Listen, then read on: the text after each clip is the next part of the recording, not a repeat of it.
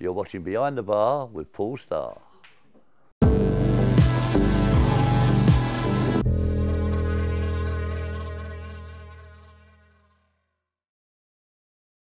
Welcome to Behind the Bar with Paul Starr, brought to you by William Hill, the proud sponsor of the World Darts Championship. The Premier League headed to Glasgow. Week number 7 last Thursday, and we saw wins for Wade against Thornton. Raymond van Barneveld banged checks of 1-6-1 and 1-5-2 to overcome Dave Chisnell. 2 wins on the evening for local boy Gary Anderson against Adrian Lewis and Peter Wright. In an absolute ding-dong affair, Michael Van Gogh only missed 3 match starts and threw away a 5-1 lead. 6-6 with Phil Taylor. So it's those 2 guys at the top of the league with 11 points. We've got Michael Smith, Dave Chisnell and Robert Thornton a little bit detached, and it could be 2 of those 3 who we say goodbye to in a couple of weeks' time on Judgment Night. The Challenge Tour headed off to Wigan for the first weekend, and we saw wins of Chris Quantock, Barry Lynn, of course, he's done so well in the UK Open a couple of weeks ago, Richie Edhouse and Brian De Hoog. I'm actually happy to say we've joined up now with former BDO World Champion, no other than Webby, Mark Webster. How you doing, Mark? Yeah, not too bad, Paul. Yourself? Lovely. Great to catch up with you last week in Cornwall for the exhibition. You was looking great down there playing lovely. Yeah, I think it was a good exhibition. I think me and Simon had a good crack. Nice little game at the end, which I won, which is always a good thing. But no, I enjoyed it. Yeah, I enjoy things like that, so it was good. Yeah, we obviously caught up with you down at Butlins as well, UK Open. That went okay. It's not a major disappointment, was it at all? No, I think you've got to be pleased making the last day. I don't think I played like I could against Phil, but he was pretty decent, and I think I was averaging low 90s. I ain't going to cut it, so I didn't beat myself up too much. I'd like to have gone a bit further, but a good tournament on the whole. Yeah, and it's form's coming back, isn't it? I'm looking here, Grand Prix semi-final. Last year, and then the Grand Slam quarter-final, and it's like you said, it was Phil who defeated you down at Butlins. It was Michael in the Grand Prix, Raymond in the Grand Slam. It's taking good players to beat you now. That must fill you with confidence, Mark, doesn't it? Yeah, I've improved. I think I've made myself harder to beat. I still have some dodgy weekends and at times. I wasn't too clever in Barnsley the other week, but it happens. It'll probably happen again. It's just how I bounce back. I've got a little break now till we play again, so I've got to get it right and then push on now because I want to make the match play and play well in the World Cup, hopefully. Yeah, of course, the World Cup. You've gone all the way. Made the final there before, haven't you? So that must be a great tournament there, really. It was Jamie Lewis probably again this year. As it stands at the minute, if we were to stop now, it's Gedwin Price actually, but it's going to be close. I think Gedwin's got about an £8,000 lead. Yeah. So in the big scale of things, the prize money now, that's not massive. And who knows, if they win big events, I could lose out, but hopefully I do my bit, I'll be there. Yeah, great memories from that. And I'm looking back, hey, Mark, say you obviously played Simon the other evening. Of course, that was a repeat of the World Final when you just couldn't miss that double 10. I remember that watching on. Yeah, it was kind to me. It was kind to me the whole week, really. I think I just took my chance as well. I got ahead in games.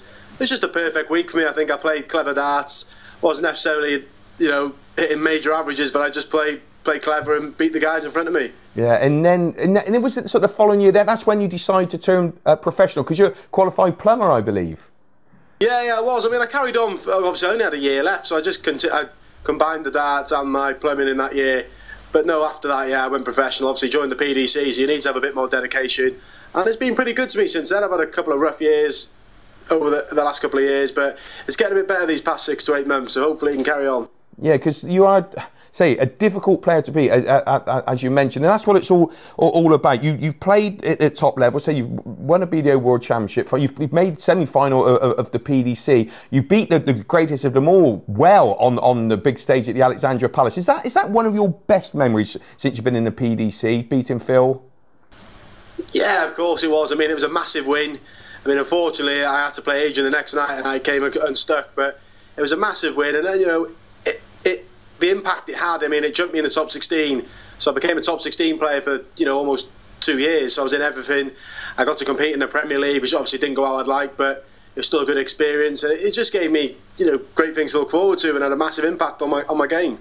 Yeah, in this year's World Championship, you got to the 3rd round, you went out to Alan Norris, but the first 2 matches, hey, you didn't lose a set. So that's nice, isn't it? Yeah, it was good. I mean, I let myself down early against Alan Norris. I was chasing the game. So once you're 2 sets down against such a big scorer, it was going to be tough to get back in. I think if I could have played that game again, sort of 24, 40 hours later, I'd have been a bit more composed. I think, I'm not saying I'd have beat him, but it wouldn't have been a 4-1 scoreline, I don't think. No. And you mentioned before that, obviously, the action, the throw with the yips. Do you say you suffer from that a little bit still, and it comes and goes, or would you say you're over the worst of it, if that's possible? Yeah, I think I've addressed it. It's not affecting my game as much as it was. I mean, it crept in a bit in Barnsley the other week, which I wasn't very happy about. But it does. But I've just been practicing hard, try and get rid of it. It's a hard thing to shake off. You ask any player that's had it, it's not the easiest thing. So just got to be patient with it. But I was disappointed in Barnsley because obviously my throw was all over the shop again. But it's, like I said, I still managed to get a couple of wins out the weekend and qualify for a Euro Tour. So just try and take the positives and look forward to the next events now. And so what is the target? You say qualifying for the match play and just getting back, maybe like the top 16, that sort of thing. Where you would you think where you belong? You know, you just try and win dart matches, and then of course the prize money comes in, and that means your ranking goes up. Yeah, of course it is. I'd like to get back in the top 16. I've got a good opportunity this year because 2 years ago, you know how the system works, Paul. You defend money, and I didn't win a lot 2 years ago, so it's my opportunity now over these next 12 to 18 months to make my move. So, and I can only do that by appearing in the big TV events. So that's what I want to do. I've been back on the TV the last sort of 6 to 8 months, and I want to carry on and get my face out there and take some big victories, hopefully. Yeah, and do you catch up with Mad Simon down there in Winmore, obviously down in his neck of the woods? Yeah, I haven't been down to see him for a while, but no doubt I will do soon, and we'll have a good laugh. He'll take the mick out of me like always, but no, he's a great guy. They're a good company to be sponsored by. They've helped me through this bad patch. They've always been there for me, and I'm sure they always will be. Yeah, that's brilliant. And of course, if you don't mind me mentioning, Mark, the lessons, you're having swimming lessons. Where did this come from? Yeah, I think, it comes to a point when you're 33 years old, I think you need to learn, or 32, you need to learn to swim. So I've been cracking on with that lately. More so with my daughter. My daughter's 8 months old now. I want it to be fun for her when we go on holidays. I think it's something I need to do. So, I best get on with it. I've had 1 lesson so far. I didn't go too bad. I'm still here. So that's the main thing. You're still there. I know. I took the little one. He's 11 months and took him sort of around in the pool for water babies. And to be honest, he's more natural than I am. That's for sure. It's embarrassing, mine, but it's great to see. Yeah, that was the worrying thing. When I see my 8-month-old daughter swimming better than me, I thought I better pull my finger out. So hopefully get that addressed as well in the next couple of months. Oh, brilliant. Okay, and do you when you're not involved, obviously you was involved in the Premier League a couple of years ago, and I won't forget 110 average, that performance, that was unbelievable. Do you watch things like the Premier League and tournaments you're not involved in? Are you a player who sits down and looks at other matches, or do you say I'm not involved, I'm not part of it? Oh, no, I watch. I mean, don't get me wrong, I probably wouldn't watch it religiously from 7 till 10:30 or anything, but flick back into watching the games, probably have a little nosy at Michael, see if he can average 182 or something silly like that. But no, it's good. You've got to watch these guys because you're playing against them, see if you can pick up on stuff. But no, I'm a dart fan as well as a player, so it's nice to keep involved watching. Yeah, and you mentioned the little one earlier on. I've seen it quoted that was a boost for you as well. Having a little one at home, that just makes everything a lot happier, doesn't it? And then of course you've got something to fight for, something to earn money for, someone to earn money for, but to lead to. Yeah, of course. I mean, you don't know how it's going to affect you till the little one arrives, but no, it's been great, and it's been good for me and my wife as well. The little one's been with me to a couple of tournaments. I've been able to watch, but it's just nice to have her around. Things like the Grand Prix and the Grand Slam, you get days off. It's nice to fill your downtime, and it was good. It's been good. I'm enjoying it, and hopefully it can still keep having a positive impact on me. Well, fingers crossed, and best of luck with the swimming, Mark. Absolute pleasure as always to chat, and hopefully we'll speak to you very soon, Mark. Right, brilliant. Cheers, Paul. Thank you. All the best. Great to catch up with Webby there, Mark Webster. This week's Premier League, they head to Liverpool. It's week number 8, getting close to Judgment Night to see which 2 fall through the trapdoor first. Game on Michael Smith, easy even money, 130 to draw, and Robert Thornton 15 to 8. Michael's won their last 3 in the head-to-heads. It's actually 4-4 over the matches they've played, but I'm going to go for 130 to draw. I think that could be the value, and I'm also going to go for the draw for the second game on. Gary Anderson's 4-6, Chizzy's 5-2. It's a 10-3 head-to-head advantage for Gary over Chizzy, and Gary's actually won the last 4, but I just wonder whether 4-6 might be a bit short, but I'm sure there's going to be lots of 180s there. So 4-1 the draw in that match. Third game on, Adrian Lewis, He's 11 to 10, 7 to 2 to draw, and Barney 13 to 8.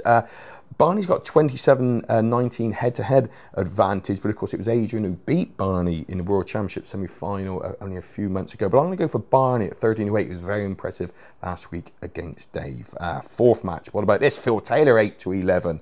Peter Wright 5 to 2, 7 to 2 to draw. Taylor's got a 16-5 head-to-head advantage, but Phil Taylor I think looks fantastic at the moment, so I got Phil at 8 to 11 to edge that. And then the final game, well, you top versus bottom. Michael Van Gerwen 1 to 7, 1 to 7, 4 to 9 to 1. Is that the biggest price ever in a Premier League match? Maybe. And 8 to 1 the draw. Well, you can have 1 to 7, even if it is the great Michael Van Gerwen. So I am going to go for 8 to 1 the draw. So here we go. So it's Michael Smith and Thornton a draw at 10 to 3. Gary and Chizzy another draw at 4 to 1. RVB 13 to 8 to beat Lewis. Taylor 8 to 11 to beat Wright, and MVG and Thornton a draw at 8 to 1. And Paul's Premier pick this week will be Taylor at 8 to 11 to beat Peter Wright.